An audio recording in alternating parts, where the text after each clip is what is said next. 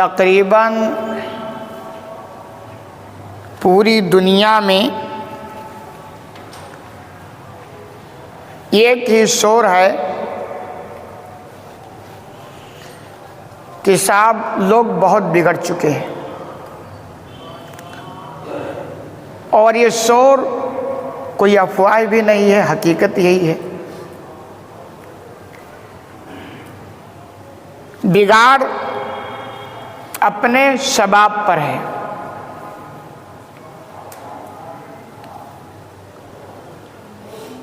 اور دلچسپ بات یہ ہے کہ جس سے بھی آپ بات کرو گے وہ یہی کہے گا ہاں صاحب لوگ بہت بگڑ چکے ہیں، حالانکہ جس سے بات کریں گے وہ خود بگڑا ہوا ہوتا ہے۔ آپ کسی سے بات کریں کہ یار لوگ جھوٹ بہت بولتے ہیں، ہاں یار لوگ بہت جھوٹ بولتے ہیں، حالانکہ وہ خود جھوٹ بولتا ہے جس سے آپ بات کریں گے۔ ہر طرح کا بگاڑ تقریباً اپنے شباب پر ہے، جبکہ اصلاح کے لیے لوگ بھی موجود ہیں الحمدللہ، کمیٹیاں ہیں، تنظیمیں ہیں، علماء ہیں، داعیان ہیں، اصلاح کرنے والوں کی بھی الحمدللہ کمی نہیں ہے۔ اس کے باوجود نتیجہ یہ ہے کہ اصلاح کی کوئی شکل نظر نہیں آتی، نتیجہ نہیں دکھتا ہے،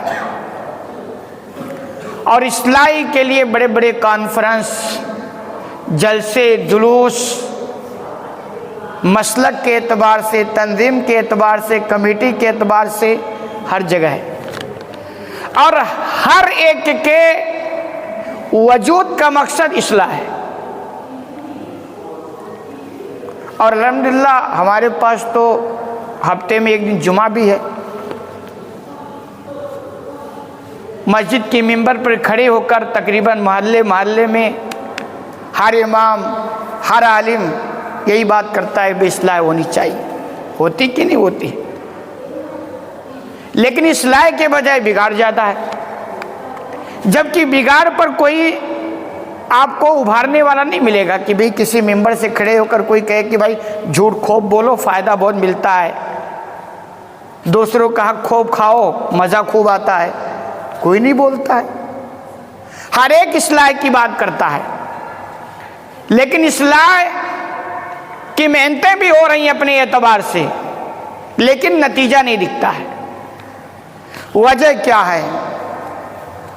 اس کے اسباب کیا ہیں؟ انہی کے تعلق سے کچھ باتوں میں رکھنے کی کوشش کر رہا ہوں۔ اس کے کئی ایک اسباب ہیں کہ بھئی اتنی محنتیں ہوتی ہیں اصلاح کے لیے اور نتیجہ نہیں نکلتا ہے۔ بڑے اسباب ہیں، موٹے موٹے اسباب کو بیان کرنے کی کوشش کی جائے گی۔ پہلا سبب یہ ہے کہ جو اصلاح کرنے والے ہیں عموماً کسی بھی چیز کو آپ 100% بات نہ سمجھیں، مطلب بھاری پرسنٹ۔ اصلاح کرنے والوں کا معاملہ یہ ہے کہ وہ دوسروں کی اصلاح کی بات تو کرتے ہیں مگر اپنے آپ کی اصلاح کی بات نہیں کرتے، یہی ہے نا۔ ہر ایک چاہتا ہے کہ صاحب لوگ جھوٹ نہ بولیں، ہر ایک چاہتا ہے، لیکن ہر ایک یہ نہیں چاہتا کہ میں خود جھوٹ نہ بولوں۔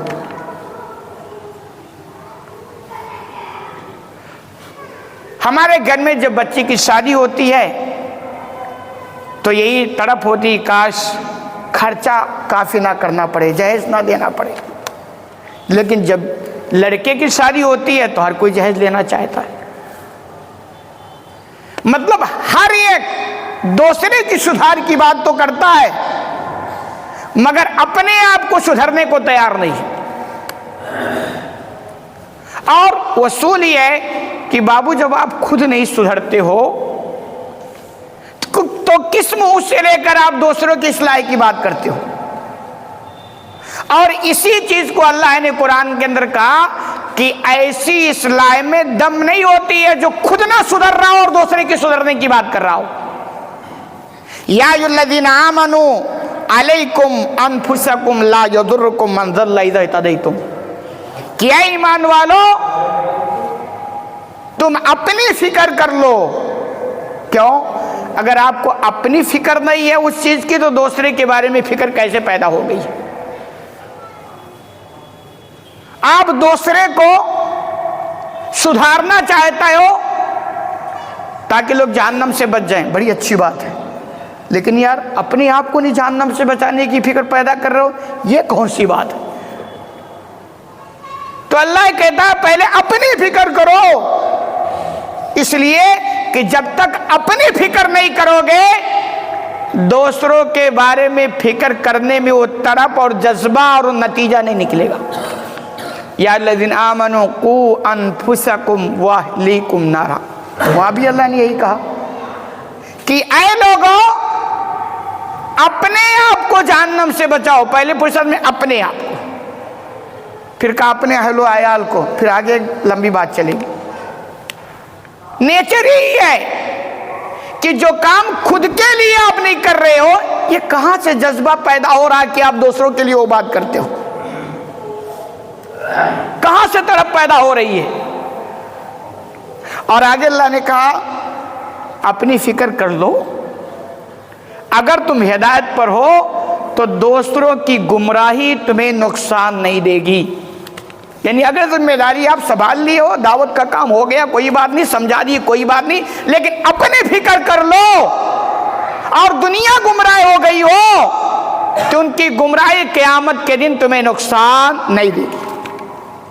तो पहला अलमिया ये है कि हम इस्लाह की बात तो दूसरों की करते हैं मगर अपनी नहीं करते।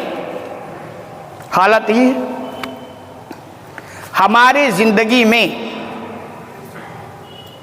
मुनकरात के बड़े बड़े साइन बोर्ड लगे हैं, दूर से दिखता है कि ये बड़े बड़े मुनकर हैं, हम उसे छोड़ने को तैयार नहीं हैं। जैसे ना खुद में कैंसर की बीमारी लगी है, उसके इलाज की फिक्र हमें नहीं है, और दूसरे के जुकाम और बुखार की आपको फिक्र पैदा हो गई। ये जज्बा कहां से आ रहा है? तो एक कमी ये है कि हम दूसरों की इस्लाह की बात तो करते हैं मगर अपने इस्लाह की बात नहीं करते हैं, तो नतीजा उल्टा निकलता है। हकीकत यह है, मैं अपने दिल की बात बताऊं, मुझे बचपना का वाक़या याद आता है। तकरीबन ऐसे ही लोगों की दौर से मैं शुरू से गुजर रहा हूँ। उलमा तलबा, जब बातें ये सुनता मैं कि यार लोग नमाज नहीं पढ़ेंगे जहन्नम में जाएंगे, झूठ बोलते हैं जहन्नम में जाएंगे, ये बात है। और जब मैं उनकी जिंदगी में देखता कि भाई ये जो बातें कह रहे हैं उसके आगे नहीं खुद चल रहे हैं, अपने दिल की बात मैं बता रहा हूं, मुझे कन्फ्यूजन होता कि ये मामला क्या यार, कहीं कुछ अंदर राज की बात तो नहीं जो छुपा के रखा जा रहा है कि दूसरों से तो ये कहा जा रहा है कि नमाज नहीं पढ़ोगे मामला बहुत टेढ़ा है, और खुद का मामला है कि फजर का आता पता नहीं। तो सवाल ही पैदा होता है ये इस्लाह का जज्बा कहां से आता है जब तक खुद की इस्लाह ना हो पाए। तो अल्लाह ने बहुत हिकमत की बात की है कि पहले अपने अंदर अपने आप की इस्लाह का जज्बा पैदा करो, फिर आगे नतीजा निकलेगा, वरना नहीं निकलेगा। और आगे अल्लाह ने फरमाया इलल्लाहि मर्जिउकुम, याद रखो तुम सबको पलटकर अल्लाह के पास जाना है, जमीया सबको जाना है। फयुनब्बिउकुम बिमा कुंतुम तामलून, और तुम्हारे तमाम अमाल से तुम्हें बाखबर कर देगा। यानी तुमसे तुम्हारे बारे में पूछा जाएगा, तुमसे उनके बारे में नहीं पूछा जाएगा। भाई तुमसे पूछा जाएगा ना, मा सलककुम फी सकर, किस चीज ने तुम्हें जहन्नम में डाल दिया, ये थोड़ा कहा जाए भाई उनको किस चीज ने, तुम बताओ, तुम्हारे बारे में तुमसे सवाल होगा। तो इसके अंदर ये जज्बा है कि हमारे अंदर इस्लाह खुद से फिक्र होनी चाहिए, खुद से। हम दूसरों की इस्लाह की बात करें और खुद की इस्लाह की बात ना करें। यही है कि हमारे इन चीज़ों में वो तड़प, वो जज्बा और वो नतीजा नहीं निकलता है। دوسری جگہ اللہ فرماتا ہے قد افلح من زکاہا وقد خاب من دساہا، کامیاب تو وہ ہو گیا جس نے اپنے آپ کو پاک کر لیا، اور وہ ناکام ہو گیا جس نے اس کو خاک میں ملا دیا۔ ہماری زندگی کا مقصد پہلی فرصت میں اپنے آپ کو جنت میں پہنچانا ہے، یہی تو ہے بھئی۔ آپ ایک آدمی کو بہت سمجھائے، بہت بتائے، بہت آگاہی کی، وہ سدھر گیا اور اللہ کی مہربانی سے وہ جنت میں بھی چلا گیا، اور اللہ نہ کرے آپ جو سدھار کی بات کرتے تھے آپ جہنم میں چلے گئے، آپ کامیاب ہوئے؟ یہ آپ کی کوئی کامیابی نہیں ہے، کیونکہ آپ کا جو مقصد تھا کہ پہلے اپنے آپ کو جہنم سے بچاتے نا، آپ اپنے آپ کو نہیں بچا سکے، دوسروں کی بچانے کی بات کرتے رہے، خود کا معاملہ ٹیڑھا ہو گیا، دوسرے سے آپ کو کیا فائدہ ملے گا؟ یہی وجہ ہے اللہ نے جہاں بھی بات کی آپ دیکھیں گے پہلے اپنے بارے میں، اے لوگوں اپنے آپ کو جہنم سے بچاؤ پہلی فرصت میں، اے لوگ رب دعا بھی آپ رب اغفر لی ولی والدی، پروردگار پہلے مجھے معاف فرما دے، پہلے مجھے، کیوں؟ جب تک آپ اپنے لیے وہ چیز نہیں پسند کرتے ہیں تو دوسروں کے لیے پسند کرنے کا جذبہ کہاں سے پیدا ہو جائے گا؟ تو ایک چیز کہ ہماری دعوت کی میدان میں ہماری دعوتی کام، پروگرام، جلسے، جمعے کے خطبے، تنظیمیں، اصلاح کی کمیٹیاں سارا کام کرتی ہیں محنت دعوت کے سلسلے میں، لیکن نتیجہ اس لیے نہیں نکلتا ہے کہ جذبہ ہے دوسروں کو اصلاح کرنے کی اور خود کے سدھر کا جذبہ نہیں ہوتی۔ تجربات کی دنیا میں دیکھیں، باتیں تلخ ہیں لیکن حقیقت پر مبنی ہے۔ جتنی کمیٹیاں بنتی ہیں مقصد کیا؟ اصلاح سدھار ہونا چاہیے سماج میں نا، یہ اس لیے بنتی ہیں۔ حالات یہ ہے کہ ان تمام کمیٹیوں کے تمام ممبر کو آپ کھڑا کریں گے کنارے نا اور دیکھیں گے کنارے سے، تو آپ کو خود لگے گا یار ان کو خود اپنی اصلاح کی زبردست ضرورت ہے، یہ کیا دوسروں کی اصلاح کی بات کریں گے یار؟ تو کہاں سے اصلاح ہوگی؟ جو خود بھوک سے تڑپ رہا ہو، پیاس سے تڑپ رہا ہو، کھانے پینے کے لیے اس کے پاس سامان میسر نہ ہو، وہ دوسروں کا انتظام کہاں سے کر سکتا ہے؟ تو جسے خود اصلاح کی ضرورت ہے وہ دوسروں کی اصلاح کی بات کیسے کر سکتا ہے؟ اور اگر کر رہا ہے تو جذبہ جو ہونا چاہیے وہ نہیں پیدا ہو سکتا ہے، جو نیچر کے خلاف ہے۔ تو ایک سبب یہ ہے کہ ہم دوسروں کی اصلاح کی بات تو کرتے ہیں مگر خود سدھرنا نہیں چاہتے، دوسروں کا جھوٹ چھڑانا چاہتے ہیں، اپنا نہیں چھوڑنا چاہتے، دوسروں کو حرام سے روکنا چاہتے ہیں، خود نہیں چھوڑنا چاہتے، دوسروں کو جہیز سے روکنا چاہتے ہیں، خود نہیں رکنا چاہتے ہیں، خود سدھرنے کی بات نہیں کرنا چاہتے، دوسروں کی بات کرتے ہیں۔ یہی وجہ ہے کہ ہماری محنتوں میں جو رنگ دکھائی دینا چاہیے وہ نہیں دکھائی دے رہا۔ دوسرا سبب اخلاص کی کمی۔ اسلام کا یہ بہت زبردست نظریہ ہے کہ کوئی بھی آپ کام کریں نا تو مخلص ہو کر کریں۔ اخلاص کا مطلب ہوتا ہے وہ کام صرف اللہ کے لیے، بلکہ اگر میں یہ کہوں تو بھیجا نہیں ہے، کسی بھی نیکی کو قبول ہونے کے لیے اور اس کے اثرات دکھنے کے لیے ضروری ہے کہ ایمان ہونا چاہیے، اور ایسے ہی کسی بھی نیکی کو قبول کرنے کے لیے اور اس کے اثرات دکھنے کے لیے ضروری ہے کہ اس کے اندر اخلاص ہونا چاہیے۔ اخلاص کا مطلب ہی ہے کہ جو بھی آپ کام کریں اللہ کے لیے۔ سوال یہ ہے کہ آپ اللہ کے لیے وہ کام ہی نہیں کرتے ہیں یار، تو اللہ کیوں قبول کرے گا بھائی؟ ایک صاحب نماز پڑھتے ہیں، ان کا مقصد یہ ہے کہ یار چونکہ عمر ہوگی اب بھی نہیں پڑھیں گے تو لوگ کیا کہیں گے، اس لیے اگر آپ نماز پڑھتے ہیں اللہ کچھ نہیں دے گا اس نماز پر۔ آپ کا یہی مقصد پورا ہوگا کہ بابو آپ یہ چاہتے تھے کہ لوگوں کے تانے سے بچے رہے، وہ تانے سے بچ جائیں، ثواب نہیں ملے گا آپ کو۔ اللہ کہے گا میرے لیے تو پڑھا ہی نہیں ہے تو صاحب میں ثواب اس پر کیوں دوں؟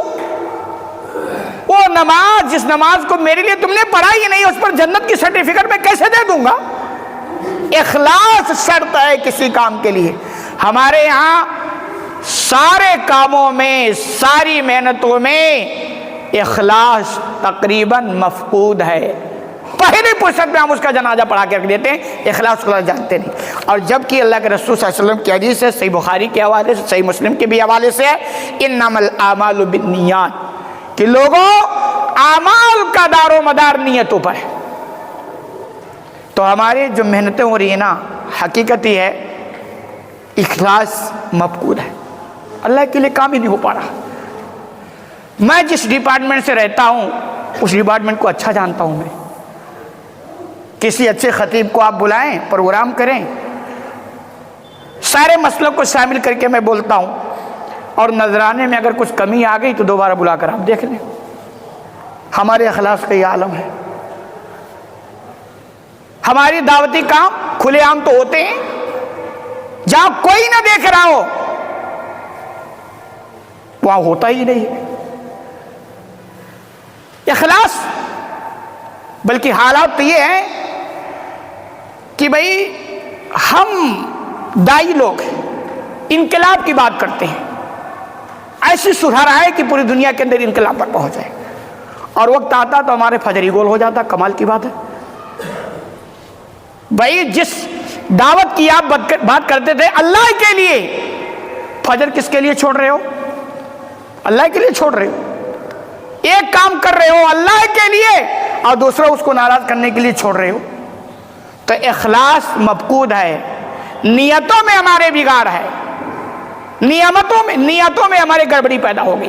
دوسرا سبب ہے اخلاص، اسی وجہ سے ان محنتوں کے نتائج نہیں دکھتے ہیں۔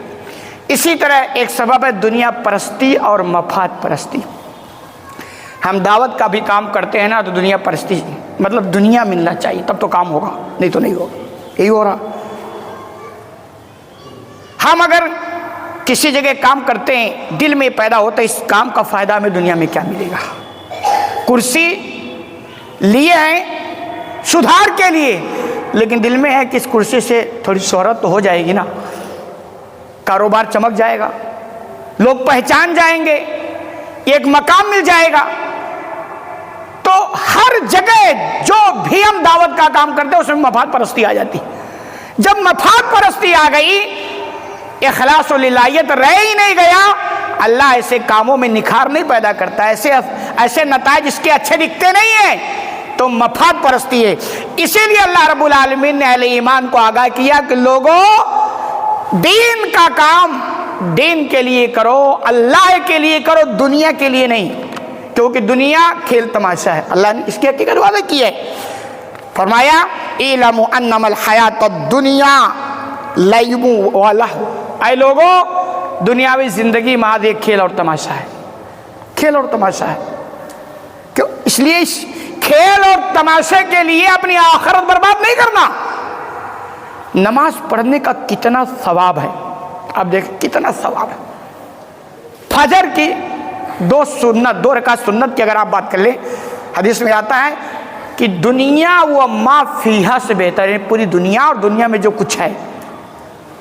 اگر 2 رکعت فجر کی سنت آپ چھوڑتے ہیں نا تو گویا اتنا بڑا نقصان کر دیے کہ اگر آپ پوری دنیا آپ کو مل جائے اور دنیا میں جو چیزیں وہ سب مل جائے، تب بھی اس 2 رکعت کے نقصان کی بھرپائی نہیں ہوگی۔ اتنی فضیلت ہے، اتنی فضیلت ہے۔ اور ہم نماز پڑھتے ہیں شہرت کے لیے، دکھاوے کے لیے، دعوت کا کام کرتے ہیں ریاکاری کے لیے، دنیا حاصل کرنے کے لیے۔ آپ معمولی کتنا بڑا نقصان آپ کرتے ہو۔ اللہ کی نگاہ میں دنیا کی زندگی کھیل اور تماشا ہے، اور فرمایا وہ زینت ہے۔ دنیا کیا ہے؟ زیب و زینت ہے، چمک لو دمک لو، دنیا کی رنگینیوں میں موج مستی کر لو۔ اور آگے فرمایا وَتَفَاخُرٌ بَيْنَكُمْ وَتَكَاثُرٌ فِي الْأَمْوَالِ، یہ فخر کی چیز ہے دنیا آپس میں، اور مال و اولاد میں ایک دوسرے آگے بڑھ جانے کی کوشش، یہی ہے دنیا۔ ہائے مال، ہائے دولت، ہائے اولاد، مجھ سے اس سے آگے جانا ہے، مجھے مکان اس سے اچھا بنانا ہے، مجھے گاڑی اس سے اچھی لے، یہی دنیا ہے۔ اور موت کا فرشتہ آتا ہے پانی کے بلبلے کی طرح ختم کر، کیا ملا؟ کچھ ملا؟ تو ایک وجہ یہ، ابھی حاجی کا واقعہ، ایک صاحب اللہ رحم فرمائے اچانک 2-3 دن پہلے گر گئے، چوٹ آئی، آپریشن کرا کے لائے، اور صبح پتہ چلا اٹیک اور ختم کہانی ہو۔ زندگی کیا ہے؟ پانی کا بلبلہ ہے۔ اب جتنا کچھ ہم کسی کے ساتھ بھی ہو سکتا ہے نا، دنیا میں نہ ہماری بلڈنگ ہماری کام آنے والی ہے، نہ گاڑی کا آنے والی ہے، نہ مکان کام آنے والے ہیں، نہ پراپرٹی، کچھ نہیں۔ آپ کے کام آنے والا ہے وہ چیز جو آپ دنیا سے آخرت کے لیے کر کے بھیجے ہو، وہ کام آنے والا، باقی ختم کہانی ہو گئی۔ تو دنیا کی زندگی یہ کھیل اور تماشا ہے، رنگ رلیاں منانے والے مناتے یہی سب ہے۔ اور آگے فرمایا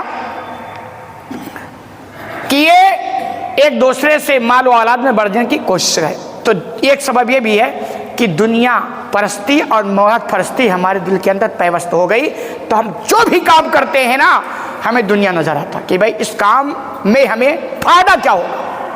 اسی کو کہا جاتا ہے دنیا سے اندھی محبت۔ محبت تو رہتی ہے، اندھی محبت، اندھی محبت ہے کہ آپ دنیا بنانے کے لیے اپنی آخرت برباد کریں۔ دنیا کیش کے لیے فجر کی نماز، نقصان دکان کے نقصان سے بچنے کے لیے نماز چھوڑنا، یہ کیا دنیاوی فائدہ کے لیے اپنے آخرت کو برباد کر رہے ہو؟